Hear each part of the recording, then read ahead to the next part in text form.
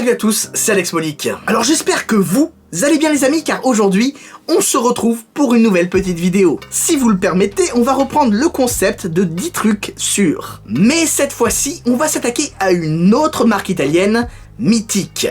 J'ai nommé Ferrari. Si vous suivez un petit peu mes vidéos, vous avez déjà très certainement compris que la marque au cheval cabré porte une place assez spéciale dans mon cœur, une sorte de fascination inébranlable. D'ailleurs, vu qu'on en parle, je vous invite à aller voir ma petite playlist sur Ferrari, qui intègre donc toutes les vidéos que j'ai faites, qui parlent de près ou de loin de Ferrari. Mais avant de commencer, un grand merci à Nicolas Janier de Artomobile pour m'avoir aidé notamment dans la relecture et sur certaines améliorations. Si tu crois que je m'y connais sur Ferrari, c'est que tu n'as encore jamais lu un de ses articles sur son site. Le lien est dans la description, donc tu attends quoi? Vas-y, fonce! Bref, attaquons 10 petites anecdotes sur Ferrari. J'espère quand même que vous allez apprendre 2-3 trucs, ou au moins approfondir certains éléments. Allez, 10 trucs sur Ferrari, c'est parti!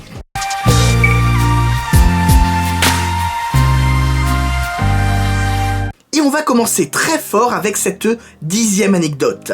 Ferrari est un des seuls constructeurs automobiles au monde à posséder son propre circuit. Le circuit de Fiorano est une piste d'essai de 3 km de long construite à la demande d'Enzo Ferrari. Il faut quand même avouer que c'est plutôt pratique pour tester les autos, pour entraîner les pilotes et former les équipes. Il semblerait bien que le record absolu sur la piste de Fiorano soit l'œuvre du Baron Rouge en personne, Michael Schumacher, qui a tourné en 56 secondes avec une F1 2004. Rapide, le mec. 9e anecdote, la première Ferrari au monde fut la Ferrari 125S. Seuls 2 exemplaires de la Ferrari 125S furent construits. Malgré un baptême du feu un petit peu compliqué, l'auto s'impose comme un as des circuits dès sa 2e sortie. Aussi fou que cela puisse paraître, aucune des 2 Ferrari 125S originales n'a été conservée par Ferrari. Pourquoi?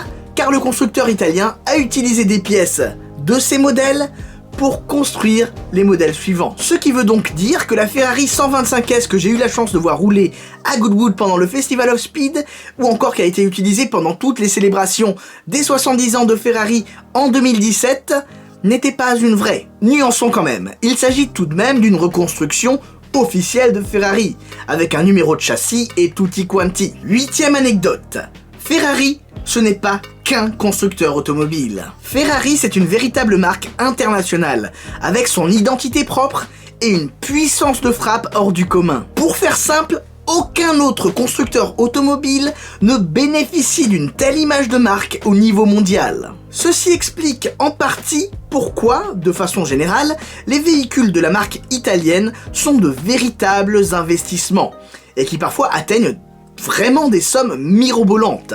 CF, la Ferrari 250 GTO, etc. 7e anecdote, vous connaissez tous, sans exception, le logo de Ferrari. Il s'agit du fameux cheval cabré noir sur fond jaune.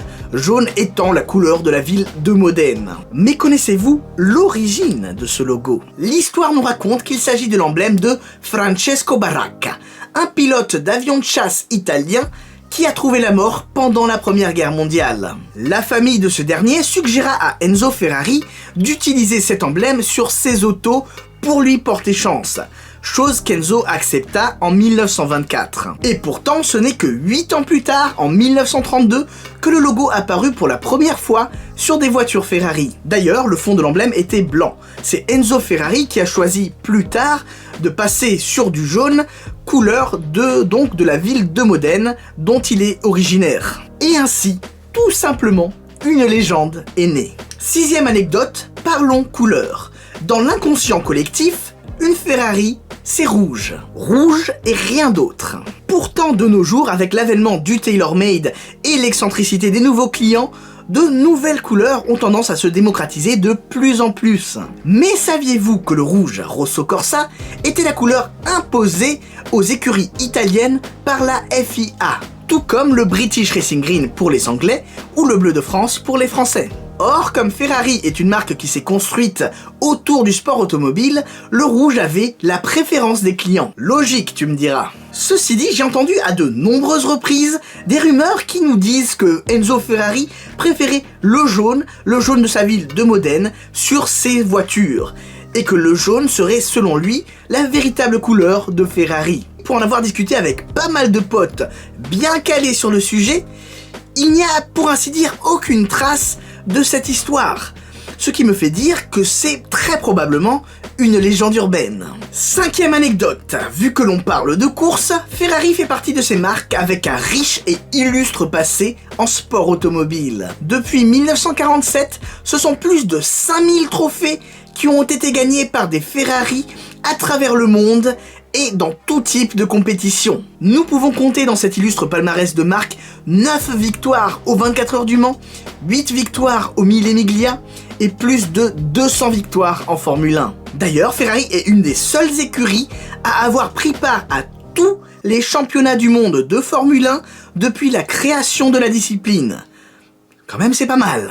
4e anecdote, Ferrari a failli vendre sa société à Ford dans les années 60. Alors que tout était presque finalisé, Enzo Ferrari a décidé de tout annuler au dernier moment. Ma perché? Tout simplement car il commendatore Enzo Ferrari souhaitait être libre dans la gestion sportive de la Scuderia Ferrari, chose qui était impossible avec le dit accord. Autant vous dire qu'à l'époque, ça n'a pas trop plu à Henry Ford. En guise de représailles, l'américain a lancé le projet Ford GT40 pour ridiculiser Ferrari sur son terrain de prédilection, la course. Et tout particulièrement aux 24 heures du Mans. Et le truc, c'est que ça a marché. Ford a quand même gagné les 24 heures du Mans avec sa GT40 4 années consécutives, de 66 à 69. Puis ils se sont retirés comme des rois, avec l'air de dire « Tiens, prends ça ». Est-ce que vous vous souvenez de l'anecdote de la création de Lamborghini, dans laquelle Enzo Ferrari avait eu un beau rôle à jouer quand même? Et ben là, encore une fois, c'est une nouvelle anecdote qui prouve qu'Enzo Ferrari n'avait pas la langue dans sa poche, et que ça lui a causé tout au long de sa vie, en fait, on va dire des difficultés. Mais il en faut des hommes avec du caractère. 3e anecdote, Ferrari est la première marque automobile au monde à posséder son propre parc d'attractions. En effet, le Ferrari World d'Abu Dhabi a ouvert ses portes en 2010. Et je ne vous parle même pas de l'ouverture en Espagne de PortAventura en 2017. Dans ces parcs, de nombreuses attractions et animations dédiées à la vitesse et au cheval cabré sont proposées. Du genre pas mal de montagnes russes et des trucs dans le genre. En gros, si tu aimes bien les parcs d'attractions, les fortes sensations et que tu voues un culte à Ferrari, tu peux aller là-bas. Ceci dit, je pense quand même que les puristes préfèrent aller en Terre Sainte, en Italie, visiter les différents musées dédiés à Ferrari. 2e anecdote, Enzo Ferrari était un passionné de sport mécanique et de compétition et ne vivait que pour ça. Avant de créer ses propres autos, Enzo Ferrari possédait sa propre écurie, la Scuderia Ferrari, dans laquelle il a fait notamment courir des Alfa Romeo. Ce qui explique pourquoi on voit souvent des Alfa Romeo avec le badge Ferrari. Yeah. Donc, pour que cela soit bien clair, la Scuderia Ferrari existait avant les véhicules Ferrari. D'ailleurs, aux yeux d'Enzo, les véhicules de route n'existaient que pour financer la branche compétition, la branche course de Ferrari. Ceci explique pourquoi Enzo Ferrari a cédé la branche voiture de route à Fiat, en échange d'un contrôle total sur le département compétition. Après tout, Enzo Ferrari ne disait-il pas « L'aérodynamisme, c'est pour ceux qui ne savent pas construire de moteur ». Ah, qu'il est loin ce temps-là. Dernière anecdote. La dernière Ferrari de route à avoir été construite du vivant d'Enzo Ferrari est la mythique F40. Sortie en 1987, la Ferrari F40 célébrait les 40 ans de la marque. Et c'était la Ferrari la plus puissante, la plus rapide et la plus chère à l'époque. La mort d'Enzo Ferrari en 1988 a entraîné une folle spéculation sur les prix de cette auto. Spéculation que la marque a tenté de contrer en vain en augmentant considérablement la production du modèle à 1300 exemplaires. Bon ben voilà, j'espère que ces 10 anecdotes sur Ferrari vous ont intéressé. Et oui, je vous devance tout de suite, évidemment je compte renouveler le concept de 10 trucs sûrs avec d'autres marques et d'autres idées. Mais patience. Encore un grand merci à Nicolas d'Artomobile pour sa relecture et ses apports dans le texte. Je vous invite une nouvelle fois bien évidemment à aller découvrir son site dont le lien se trouve dans la description de la vidéo. Vraiment, ces reportages sont d'une qualité mais genre... Tu peux également me suivre sur Instagram si ce n'est pas déjà fait, car j'y poste tout un tas de contenus que tu ne vois pas forcément sur YouTube. D'ailleurs, c'est normal, c'est pour ça qu'il y a des plateformes différentes. Quant à moi, je vous dis à la prochaine pour de nouvelles vidéos. Mais surtout, n'oubliez pas, on n'a peut-être pas la même voiture, mais on a la même passion.